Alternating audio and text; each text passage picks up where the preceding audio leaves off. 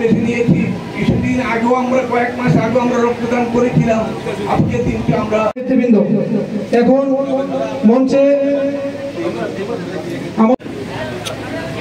এখন আমাদের যারা দেবাদি দেব বিশ্বকর্মার আজকে যাদের কাছে টোকেন আছে তারপরে আপনারা বাইরের বড় দরজা দিয়ে রক্তদানে যেখানে হবে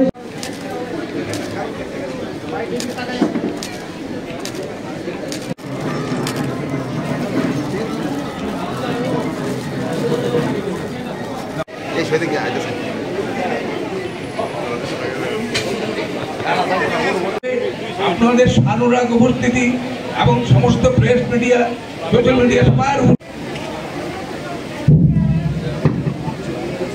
শুভ সকাল।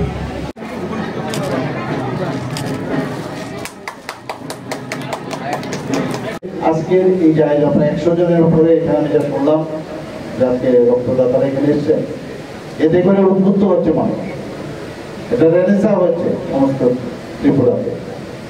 যারা এখনো মানে রক্তদান করতে গিয়ে অনেকে অনেক রকম ভাবেন যে আমার শরীরের ক্ষতি হবে, সেরকম কিছু না। পার কেজিতে প্রতি কেজিতে আমাদের মহিলাদের ক্ষেত্রে 16 ml উদ্বুদ্ধ রক্ত থাকে, পুরুষদের বেলায় 26 ml উদ্বুদ্ধ রক্ত থাকে। যদি 350 ml যদি আমরা রক্ত এখানে দান করি, সামান্য অংশ কিন্তু আমরা রক্ত, কাজে যদি এটা না দেন তা আপনার শরীরের মধ্যে কিন্তু এটা নষ্ট হয়ে যায়, বিশেষ করে আরবিসি ব্লাড ক্যাপাসিটি সেটা নষ্ট হয়ে যায়। কাজে এখন কিন্তু মানুষ বুঝতে পারছে, যারা এখনো রক্তদানে অনীহা প্রকাশ করছে, এই রক্তদানের মাধ্যমে আজকে এমন একটা শুভ দিন, একটু মাননীয় প্রধানমন্ত্রী নরেন্দ্র মোদীজির জন্মদিন, আবার বিশ্বকর্মা পুজো আছে। তো এই দিনে এরকম একটা আয়োজনে আজকে আপনাদের যখন দেখবে যে এখানে প্রায় 100 জনের মতো রক্তদান করছে, যুবক ভাইয়েরা দিচ্ছে, মেয়েরা দিচ্ছে, মায়েরা দিচ্ছে, তখন অন্যরা উদ্বুদ্ধ হয়। এবং আমাদের ব্লাড ব্যাংকে রক্ত প্রচুর পরিমাণে থাকা প্রয়োজন, না থাকলে আমাদের যারা মুমূর্ষ ব্যক্তি, যখন ডাক্তারবাবুরা প্রেসক্রিপশন করে দিয়ে দেন যে ব্লাড ব্যাংকে যান, গিয়ে রক্ত আছে কিনা দেখুন। তো বিশেষ করে যারা নেগেটিভ ব্লাড, সেটার কিন্তু ক্রাইসিস সবচেয়ে বেশি।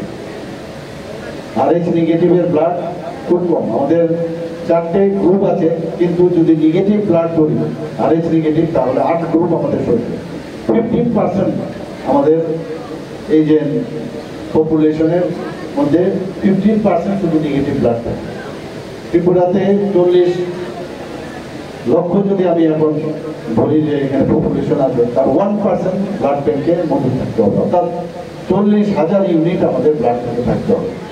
এই যে একটা ডিমান্ড আর সাপ্লাই, তার সমতা অবশ্যই আমাদের থাকতে হবে।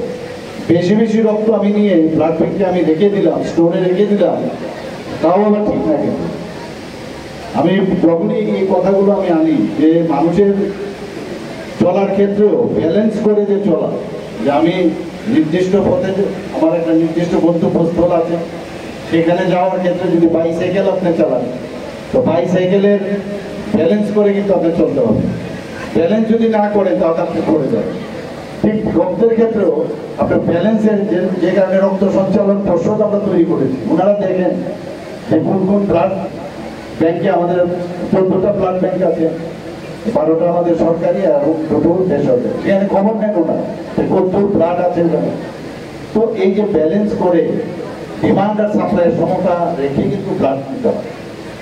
আমি আশা করব যে আজকের এই মাননীয় প্রধানমন্ত্রীজির জন্মদিনে এই ধরনের একটা উদ্যোগ বনমালীপুরের যুব মোর্চার উদ্যোগে যে নিয়েছে, আমি অন্যদিন অন্য শুধু আজকে না, অন্য দিনেও ওনারা এই কাজটা চালিয়ে যাবেন।